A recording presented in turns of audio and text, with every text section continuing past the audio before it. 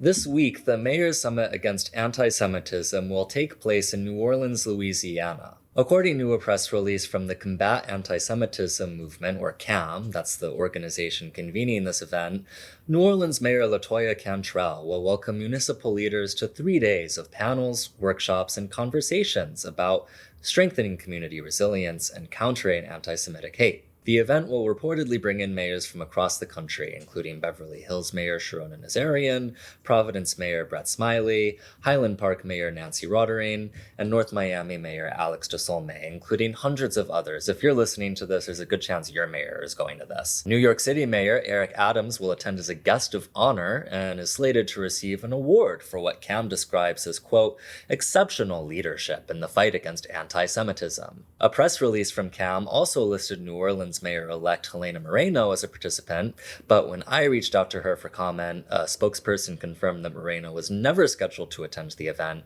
and had no prior knowledge that she was even listed as a speaker. Indeed, for attendees, it'll be a wonderful time to be in New Orleans. The weather will be mild, the holiday lights will be twinkling along Canal Street, and the inaugural New Orleans Michelin Guide was published just in time for these visiting dignitaries to make the best dinner reservations. Meanwhile, as they congratulate themselves on safeguarding Jewish communities from the anti-Semitic terrors of Manhattan, Miami Beach, and Beverly Hills, some 6,000 miles away, the people of Gaza are living through a nightmare with no end in sight. CAM is staffed heavily with former Israeli military and government communications operatives. Its CEO, Sacha Roitman-Dratwa, previously served in the IDF spokesperson's unit and went on to establish and command its new media division, where he spent 4.5 years shaping the unit's communication strategy and branding the IDF on social media. Roitman-Dratwa has publicly denounced calls for a ceasefire in Gaza and even demanded the resignation of United Nations Secretary General Antonio Guterres for supposedly applying,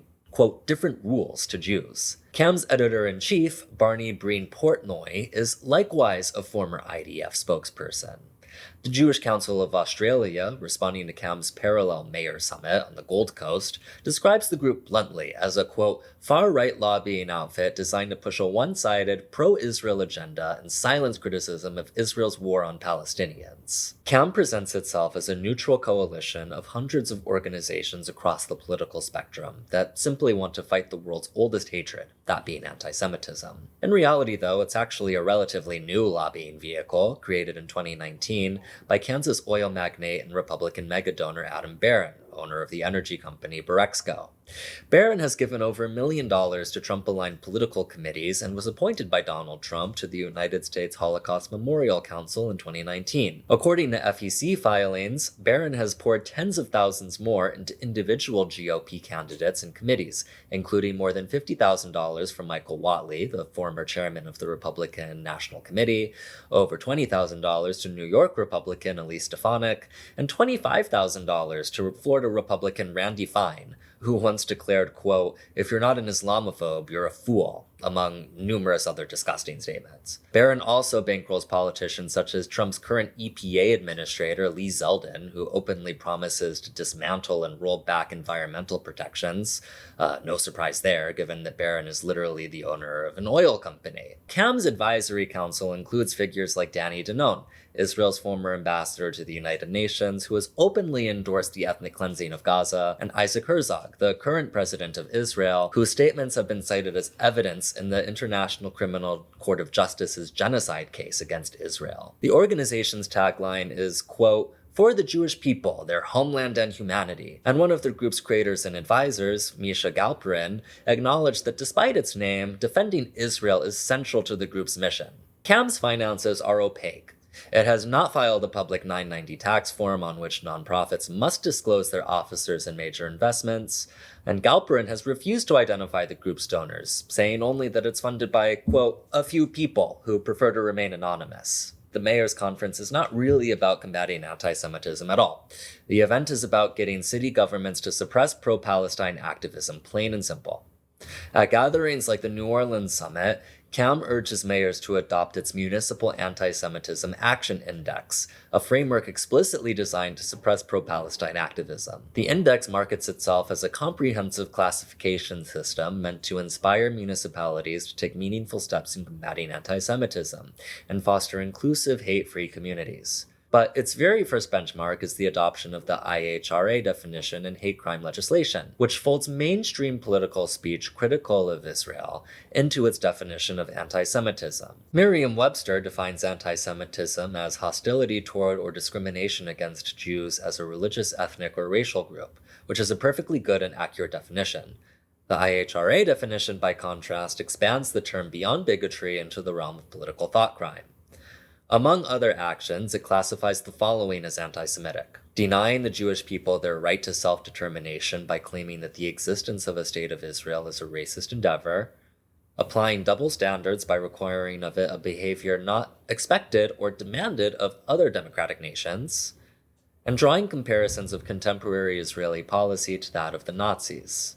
Now, these three things are not fringe positions, but core components of contemporary human rights analysis, and in many cases, just basic descriptions of fact. The IHRA definition sneaks these examples in only after listing genuine examples of anti-Semitism, such as calling for aiding or justifying the killing or harming of Jews. And this is a sequencing done deliberately to make it more difficult to criticize the definition without appearing to excuse actual anti-Semitism. The index's next benchmark, enhanced penalties for hate crimes, calls for upgrading hate crime charges from a Class C to a Class B felony. And when combined with mandatory adoption of the IHRA definition, the result is a legal environment in which ordinary political speech can be treated as evidence of a hate crime, subject to the same penalties as violent assault or serious fraud. The index goes much further. It recommends that municipalities impose an anti-BDS policy, barring cities from doing business with companies that boycott or divest from Israel, adopt anti-masking legislation to criminalize protesters who cover their faces, and even prohibit city councils from endorsing ceasefire resolutions related to Israel on the grounds that foreign policy is, quote, the jurisdiction of the federal government. Cities are also required to, quote, discipline educators who distort October 7th, to incorporate Israeli history into public school government curricula, and to establish an annual event to remember the October 7th massacre. Needless to say, there's no corresponding requirement to teach the history of Palestinian dispossession, no recognition of the hundreds of thousands murdered in Gaza, and no suggestion that American students should learn about the Nakba or the West Bank occupation. CAM's Municipal Anti-Semitism Index overwhelmingly evaluates how faithfully cities adopt policies that align with the interests of the Israeli government and constrain pro-Palestine activism.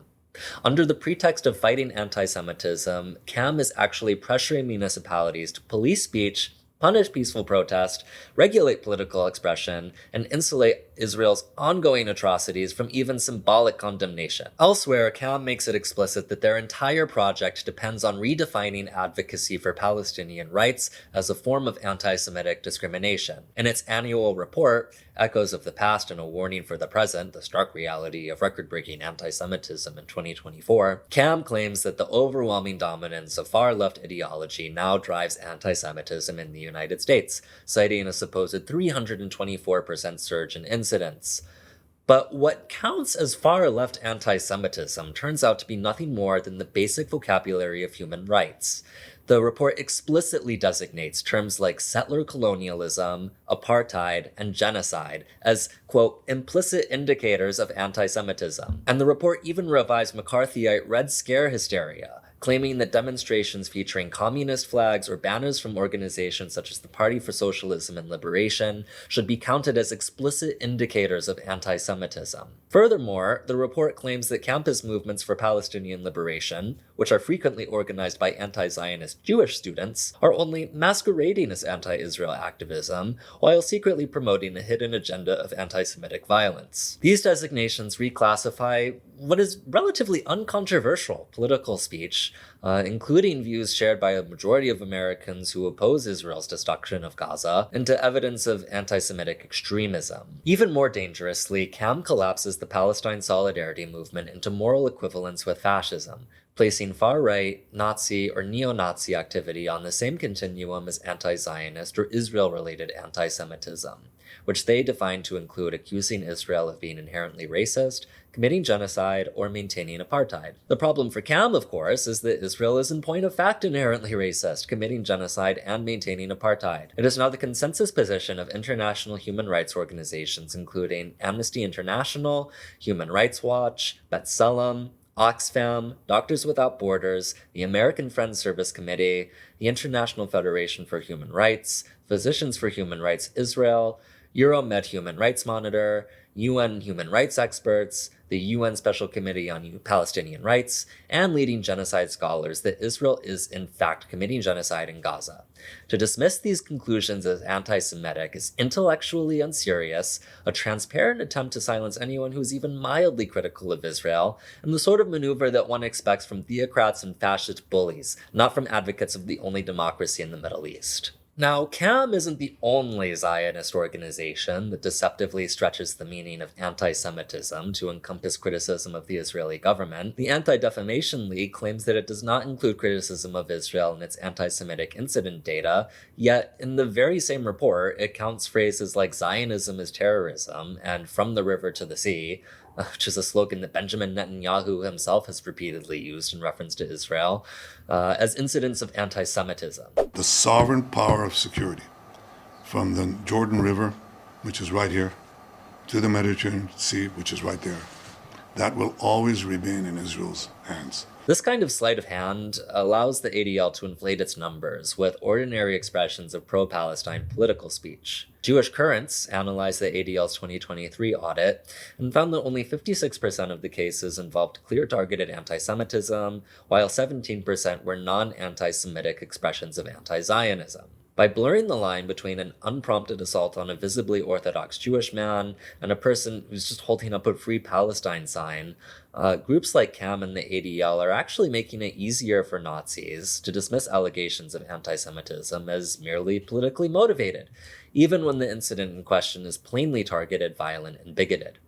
This matters because, as Jewish Currents points out, the ADL's inflated numbers have already been invoked by politicians, media outlets, and law enforcement to justify crackdowns on pro-Palestine protests. CAM's Municipal Anti-Semitism Index mirrors a broader national strategy being developed by the Heritage Foundation and Trump-aligned operatives under the banner of Project Esther, which is a national blueprint for redefining pro-Palestine activism as a terrorist support network. Project Esther opens with the claim that, quote, America's virulently anti-Israel, anti-Zionist, and anti-American pro-Palestine movement is part of a global Hamas support network, asserting without evidence that groups like Students for Justice in Palestine, American Muslims for Palestine, and Jewish Voice for Peace are not advocacy organizations, but effectively a terrorist support network, backed by, quote, nihilist supporters who are dedicated to destroying capitalism and democracy. The document claims that these groups draw their worldview from Adolf Hitler's Mein Kampf,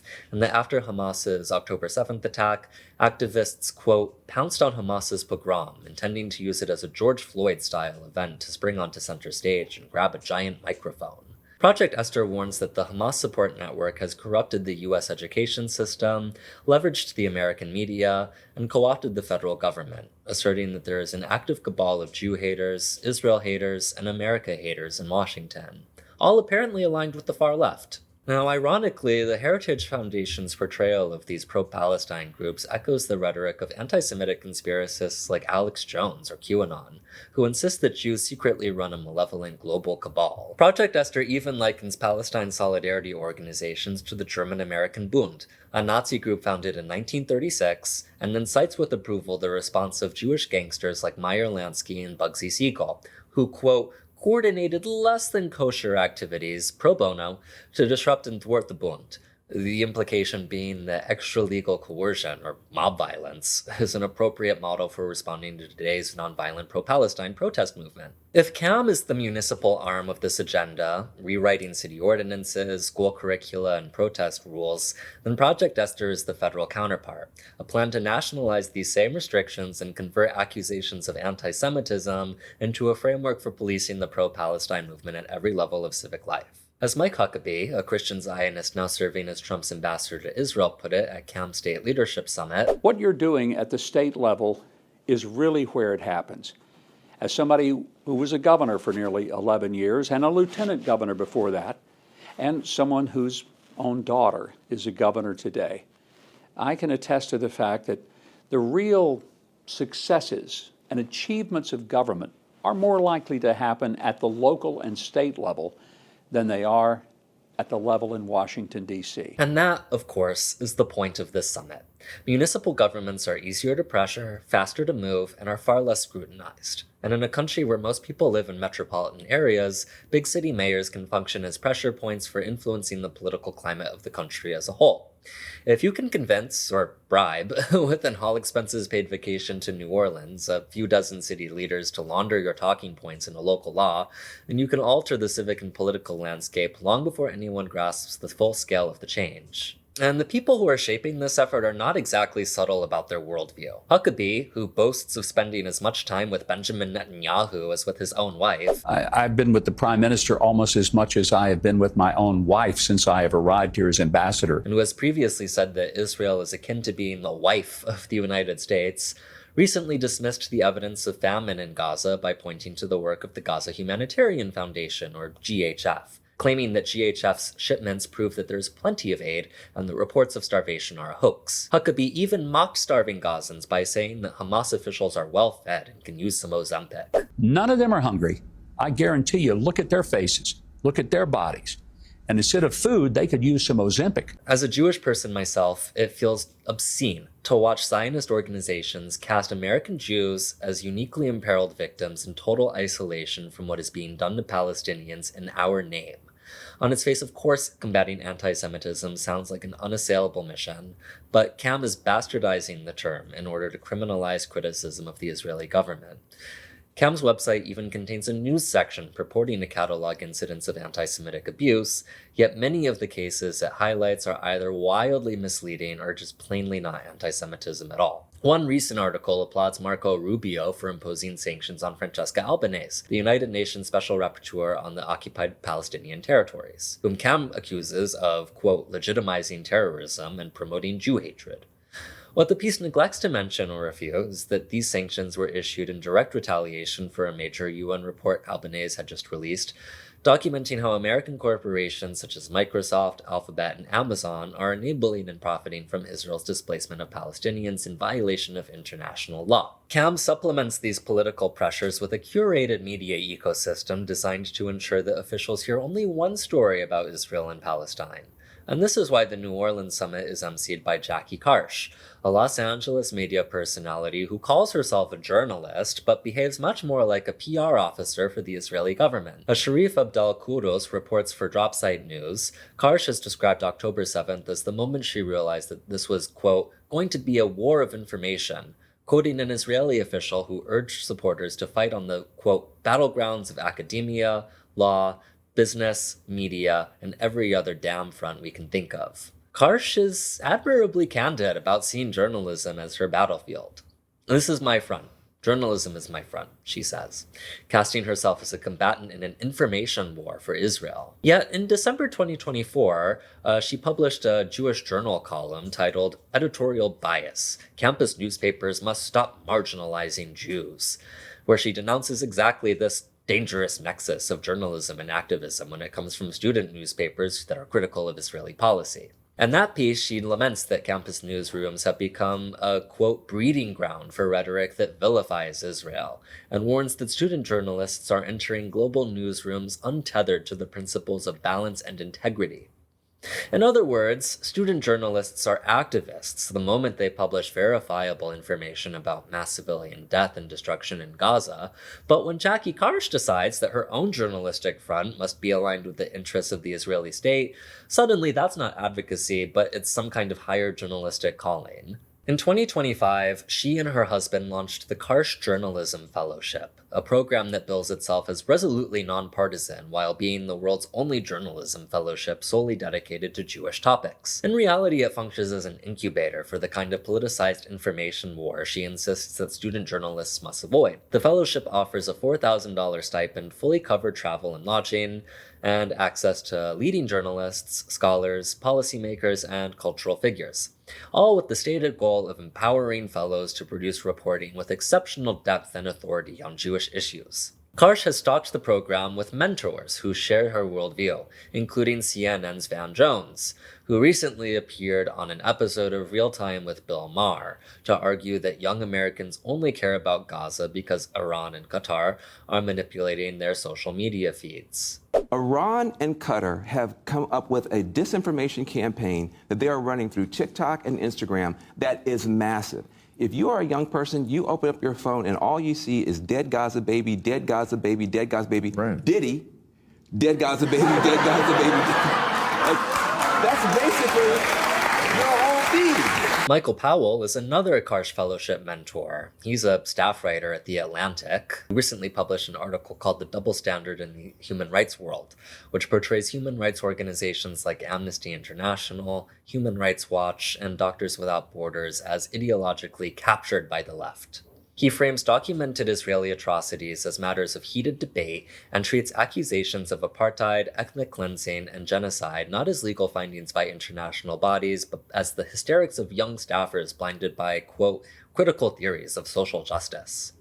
Taken together, the Karsh Fellowship is cultivating a media class that will dutifully recycle Cam's messaging, and this worldview resurfaces almost verbatim at their political gatherings. Setting all of this aside, the censorship, the hysteria, the outright fabrication, why would any Democratic politician go out of their way to honor Eric Adams? Eric Adams is set to receive Cam's Medal of Mayoral Honor at the New Orleans conference.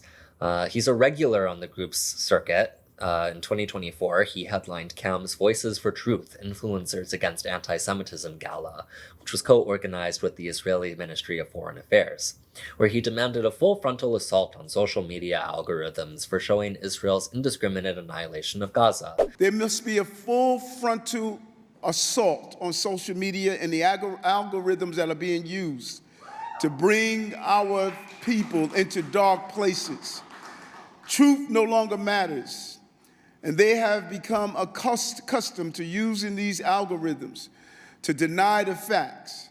Anytime you see a celebration of Hamas and Hezbollah and ISIS, that is a place that we should never go to, but no one is pushing back on a real organized way to say truth must be told and not romanticizing those who hate. I cannot believe you could have any organization in this country that calls themselves Gays for Hamas. Are you kidding me? In fact, no such organization exists, but Adams' line feeds directly into a familiar pinkwashing trope, one that Benjamin Netanyahu himself recites constantly, that is used to deflect criticism of Israel's genocidal war crimes while ignoring the fact that Israel still bans civil marriage and forces queer and interfaith couples to marry abroad. The same year that Adams made those remarks, he was indicted on federal bribery, conspiracy, and campaign finance charges, becoming the first sitting New York mayor to be criminally charged. As Catherine Kruger writes in Current Affairs, quote, "He is a crook of an order not often glimpsed by the public in the modern era.